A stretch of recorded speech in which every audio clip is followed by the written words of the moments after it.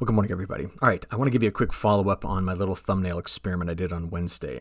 So far, it looks as though it almost doubled the number of views I typically get on a Wednesday video. That was kind of interesting.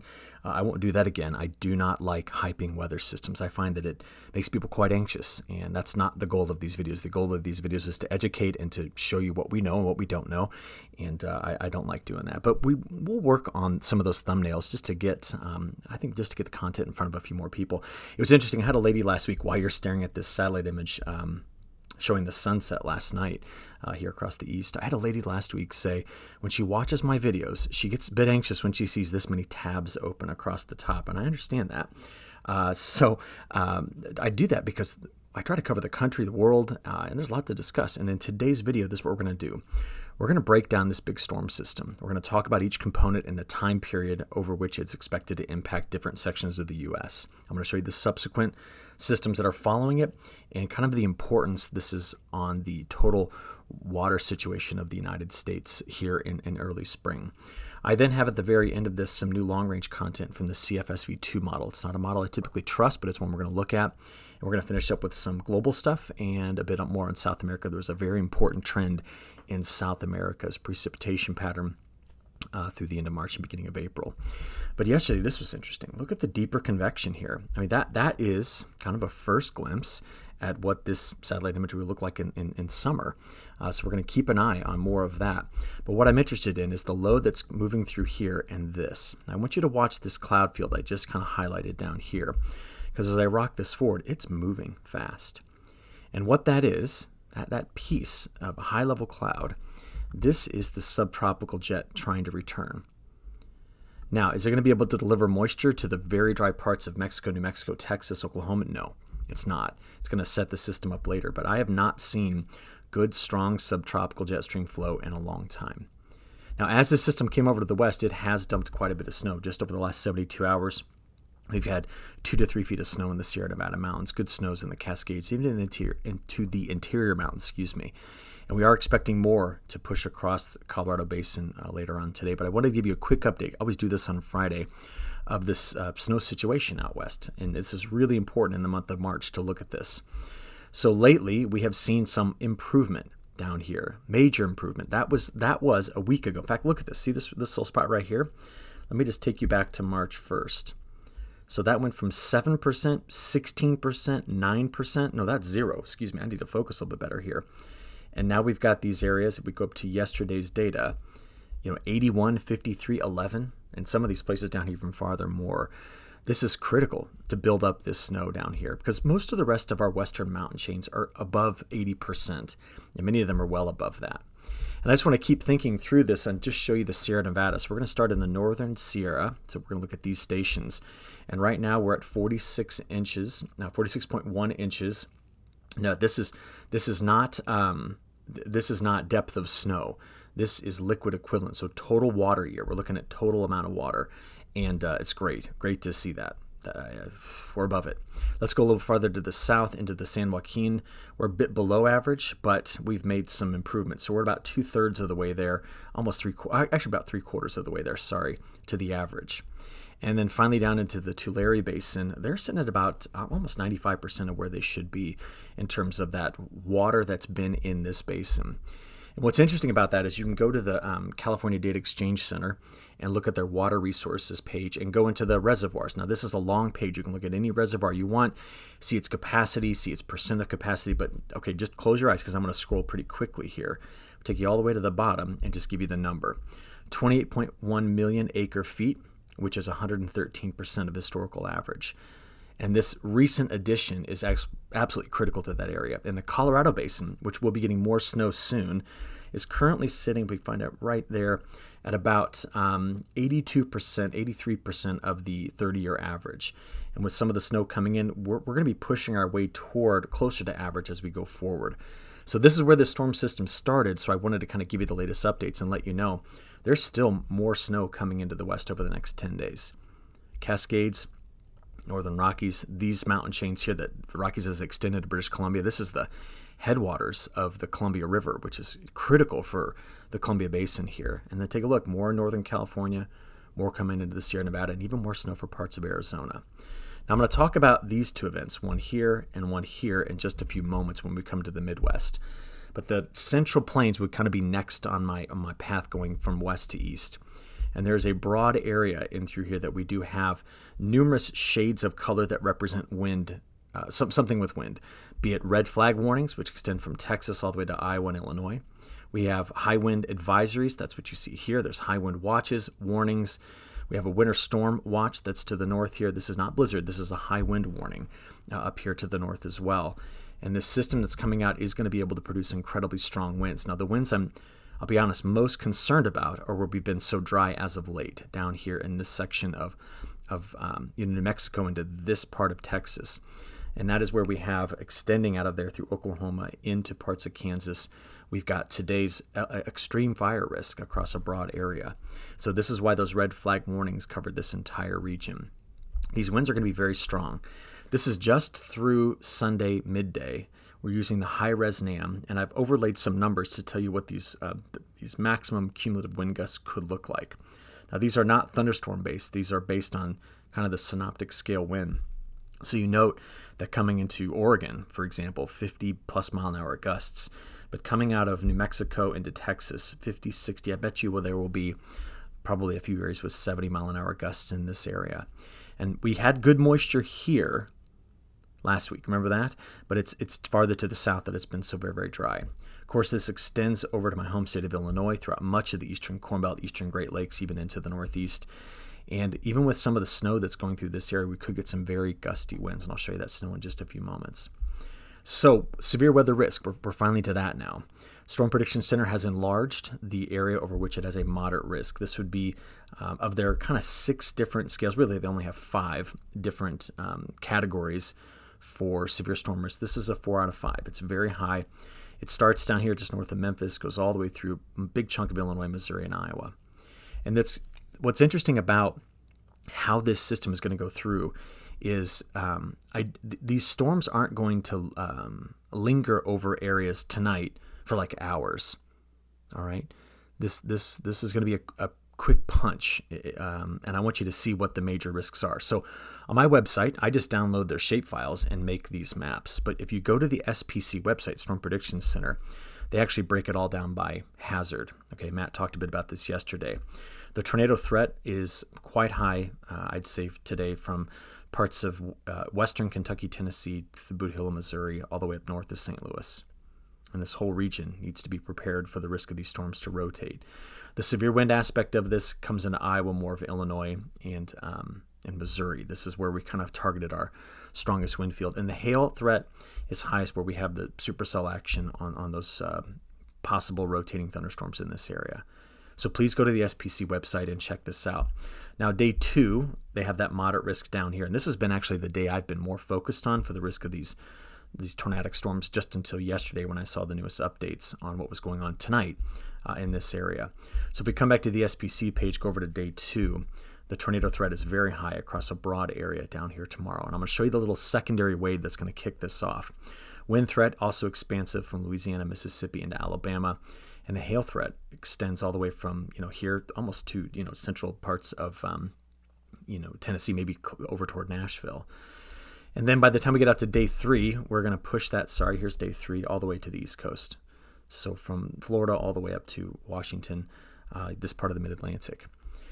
Now, I want to show you a couple of neat things about this, the meteorology of it. And we're going to go up to the upper levels of the atmosphere. We're going to start at the surface, then go up to the upper levels. Here's the midday wind field today, an elongated pressure trough here, very strong winds out of the west. This is why the red flag warnings are posted. There will likely be a large dust storm. Here's the moisture feeding in out of the Gulf ahead of this.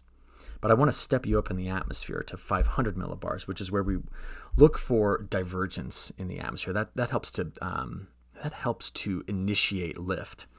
And there's 2 pieces I want you to pay attention to. Here's our main shortwave. But on the back side, see the flow coming in, and that right there, it doesn't look like much. But what happens is you go from today into Saturday, watch right here. The main wave lifts, so it was there. It's now moved up toward Wisconsin. And there's just this little subtle turn right there. And that is why day 2, through the lower Mississippi River Valley into the southeast, we have the risk for these severe storms. It looks something like this. Here is the main wave. Okay, that's by tonight. This is where we're going to start to watch the severe storms rip off in this area. Now watch, this is vorticity. So this is Saturday early morning, Saturday midday, Saturday afternoon. Do you see this main wave leaving and then the second one coming in? That is the wave that's going to initiate the severe weather here as we get into the day on Saturday, which again, you saw that main corridor right through there. Okay, so how about some timing? I'm going to use the high resolution rapid refresh model. We're going to look at simulated radar reflectivity. So this is the model attempting to predict what the radar is going to see. We note that through midday Friday, today, we still have more moisture coming into the west, but the storm system by midday starts to kick off the possibility of its first round of storms here, okay? And as we go later in the day, this is 1 p.m., 2, 3, 4 p.m. This is all central time. We're now into about 6 p.m. That is where our first round of storms, according to the model, could kick off, and isolated rotating storms could be down here as well. On the backside, I'll show you what this is going to look like in a moment. But these storms, you can see it's not like it's a massive region of thunderstorms. It's a very thin line that's going to come through here. This is 6 p.m. We're going to 7, 8, 9 p.m. Now it's rolling over the Mississippi River. We're going to be watching again after sunset for the risk of these storms to be quite nasty here. In fact, if you don't mind, I'm just going to do this real quick. Let's go into that north central region and just get a good look at this. So here we go. This is noon, 3, 4, 5, 6, 7 o'clock. There's 7, 8, 9, 10 p.m. according to the model. And what we're concerned about is that there's so much synoptic scale shear in this that some of these storms will be rotating in this area. So that is why there's the tornado risk that's out. But where are we in time? This is 10 p.m. So 11, 12, it should be crossing, eastern side of the state of Illinois into southern Wisconsin, the northern side of this coming through parts of Minnesota. And then on the southern side, this is now moving to western Kentucky, Tennessee. But this is midnight on Saturday morning. And then those storms move across Indiana over to Michigan, Ohio. And what happens here at this point is they begin to break up just because of the time of day. All right, so I'm focusing mainly here because that was where the severe weather threat is today. Now, this model only runs out 36 hours. So that will just be as things get going down here, which if I kind of just take you to the southeast, you'll see this. Here it is. So that's through, sorry, I don't want to go too fast. Here is our isolated severe threat today, tonight really. And then we get into the overnight hours. Now watch, here comes that second wave. This is Saturday morning, Saturday midday, and the model will run out to 2 o'clock on Saturday afternoon. And that is going to be the new corridor that opens up. Now to see that, I want to switch over to the NAM because the NAM will run out 60 hours. So I mentioned on the back side, this is snow coming out of parts of eastern Montana, Wyoming, into Colorado while you watch the next system come into the west. So here it goes. There's the same line you just saw. That's 9 o'clock tonight, 10, 11, 12. So the timing seems to be similar in the models, but there's a different color shading here because I want to show you the snow versus the rain. So you're not seeing simulated radar. Now on the back side of this, on Saturday, when the severe weather threat moves here, we see snow coming into Minnesota. And this low is just going to make its turn through the Ohio Valley, or well, the southern part of it is. The northern part's all the way up toward the Hudson Bay, and it presses into the southeast, and there's your severe weather threat we're going to see on Sunday. Okay? Now, that's what we've got in the near term. Can I step out and show you the bigger picture of things? Okay, I know we got a lot more to go here, but take a look. The Pacific jet is still shifted poleward and retracted back to Japan, which means it's starting here. And why that's so important is if we just look at it, I've still got more waves coming through the flow. And we've got this. Now, what is that? That is something we've not seen in a very long time. That is the subtropical jet. You say, well, what does that matter? Well, it matters because without it all winter, this whole region went into drought and built in drought. And it's into Mexico as well.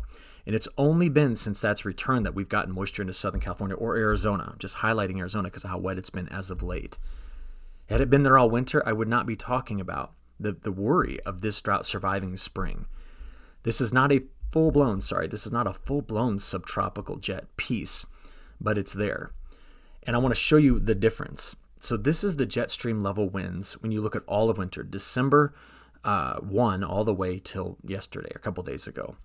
Our jet, a lot of this winter extended, got to Hawaii, and then just died here, which gave us more northerly component of the flow there, and then systems rapidly exited east. Remember that? We had a difficult time getting a system to curl up the east coast.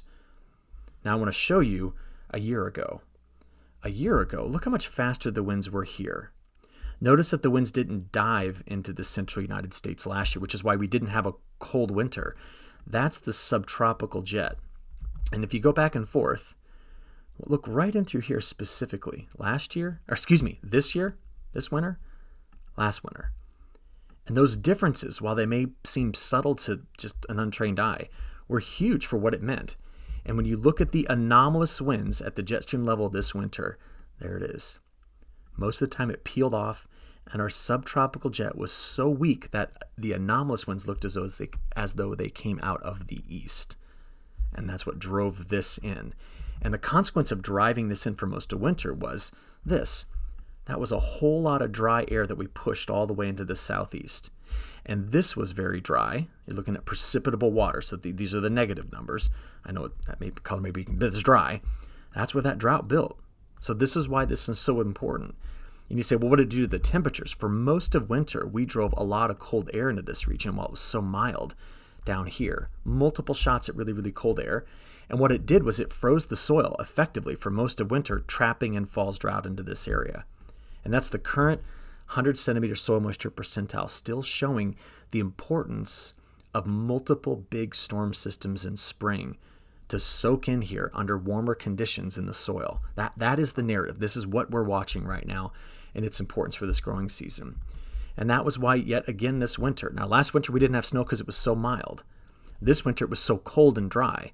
We need to find that happy medium where we can get systems to go through here. And I do have a couple of them coming now. So we're going to hit a couple of areas, one here and likely one there, and also the Sierra Nevada and the central Colorado Rockies with more snow in this upcoming forecast.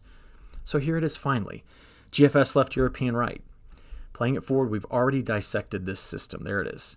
We've then seen the severe weather threat here on Saturday night. This then presses into the northeast. Some very heavy rains are expected in the northeast. Severe storms on Sunday night down here. Next system's coming into the northwest already. Look at this. Sliding through the northern California, Sierra Nevada mountains into the central Sierra Nevada by Monday. And that low is going to pop out over here, and now the two models are in a much better agreement on what this is going to do. Now, remember earlier in the week, the GFS didn't even have it. The European was the one that had this most consistent. So keep an eye over here, because this is now Wednesday, early morning. There it is, 7 a.m. Wednesday, getting out to midday Wednesday, Thursday. So could we expect more strong storms here? Yes, but look at that second snow swath. It's in both models. So that is next Wednesday, going out there to Thursday, pulls into the northeast mostly as rain, snow on the backside for Ontario and Quebec, maybe some interior snows by next Friday. But I like it. The model has it here in the GFS, it's there in the European, and the next system's already coming into the western United States a week from now. And so we look at this and see a much better agreement. So here you go. There's your snowfall map. That's the European 7-day snowfall map. Now let's compare it to the GFS. Both models are attempting two systems. The first one here, the second one there. They just have a little bit different placement on where that snow is. And the GFS is very aggressive on heavy snows through here. Meanwhile, the West Coast is a bit more consistent. Heavy late season snows for the Cascades, the Northern Rockies. The Central Rockies still picking up more. Look at the Sierra Nevada here. Excellent, excellent additional snowfall. I want to show you one last model. It's the AI model, right? We now have this available. I'll put it on the website soon. It's still got it 1 and 2, but notice how it's not honing in on these major differences in this area. So what I need to do is show you the probabilities over the next 10 days. And now we can see in the European ensemble, this is the chance of getting at least 3 more inches. It's high there, and it's high in through here, and this extends, of course, into Quebec. So we just need to understand that we might start to work against these northern snowfall deficits. And I got to be honest, I know this is not liked. No one wants to experience this, but this is water you get to keep. And again, this is the probability of 3 inches of snow. This is the chance of 6. There you can go kind of see that V shape to it. There's 12. As we get up here to 24, it's mostly in the west. More snow, at least a good chance another 2 feet here in the Cascades. Okay, what about the total liquid side of it? I'm just going to play this for us quickly over the next 10 days. This is the newest European run. And that gets us all the way out there 10 days. And as I look at it, I see major target here, extremely wet there, good moisture into the northeast. And then I see this. And that's always going to be a concern for me. You go out west just to zoom in on a couple of different maps. Take a look at some of these numbers here in the north, kind of northwest. On the coastal regions, big time moisture coming in from that stronger flow off the Pacific Ocean. No longer is there a big Pacific block over here. We then kind of move into the upper Midwest. Again, a lot of this might be snow here and here, but this will all be rain and possibly very, very wet. And we've already seen flooding this year in Kentucky. If we move into the southeast, there it is again. This is a very wet region in the country, and we still expect quite a bit more. And finally into the northeast, just to get a good look at what these next three systems are going to do for the northeast. Some very, very wet conditions. But I'm still concerned about this. Over the next 10 days, the chance it's staying under 1/10 of an inch is here. So despite the subtropical jet coming back temporarily, it's trying to move over a very dry area with the system moving very quickly. And on top of that, we just don't have a good pull out of the Gulf to bring moisture back. So as you look at it here, what we tend to see is a big section of New Mexico, Texas, Oklahoma with dry risk. Same thing for the Canadian prairie, forgive me. So I look at all of that and I'd say, well, what about the pattern? Because by day 10, there's still more troughs in the Pacific, but that kind of flow, I mean, this is just dry. That's not the right direction. So the week 2 forecast, there they are. In the European model, that's its day 8 through 14. So that flow coming over, wet here, but drier in the central United States, and then things exit. This is the 14-day all stitched together. And what worries me is just how much longer we can endure this in this area. Because the new European weeklies continue to paint that area drier, given that there seems to be this longer-term persistent bias in this particular model. That is your forecast from March 21 to April 21. And I show it to you every time I give you a talk because we look for consistency in it, right, to kind of give us a clue. All right, on to the temperature side of this thing. This is our frost risk over the next 7 days. Get a good look there. And here's what these maximum temperatures are going to do today. I mean, this is nuts. We're 20 to 40, well, 20 to almost 35 degrees warmer than average here. It's going to be super windy. There's Saturday into Sunday. Getting into Monday, warming up ahead of the next system, which comes out on Tuesday, Wednesday. Wow, look at that. That's next Tuesday.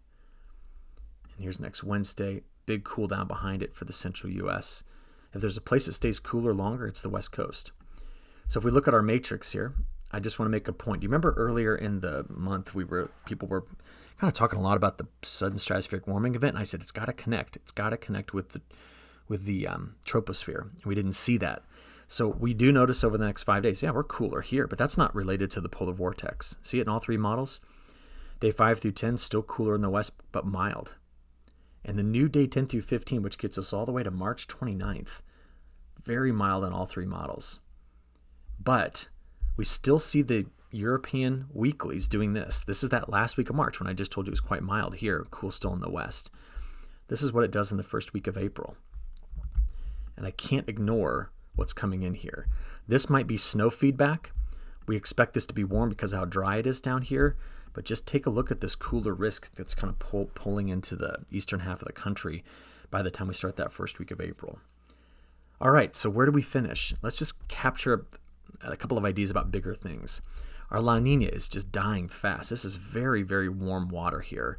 And we just have this extended area of leftover cool water with our La Nina way out here in the central, almost western Pacific. Some of the models, like the CFSV2, have no idea what to do with it. Look at the spread here. So we're moving in toward, spring and summer. This actually goes all the way to next December. And the ensemble average is down the middle, but the spread is huge, showing us that we're not past this spring barrier on forecasting yet. But this is a model. We look at it once a month. It is not a model I put a tremendous amount of trust in. But I do want you to know it's a part of the National Multi-Model Ensemble. As we blow this up, we can just kind of walk through this 6-panel forecast quickly. April, May, June precipitation anomalies. That's what you've got here. This would suggest tighter windows, Midwest, Upper Midwest, risk of being drier farther to the south, southern plains, all the way into the Great Basin to California. This is May, June, July. And then June, July, August. It is one of the models that was driving the NMME to expand drought conditions into this area. This is July, August, September. And again, what it's attempting to do is place a ridge of high pressure here, a ridge of high pressure here, and having the Bermuda High way over by Europe. So the flow goes over this, down like that, over like this, down here.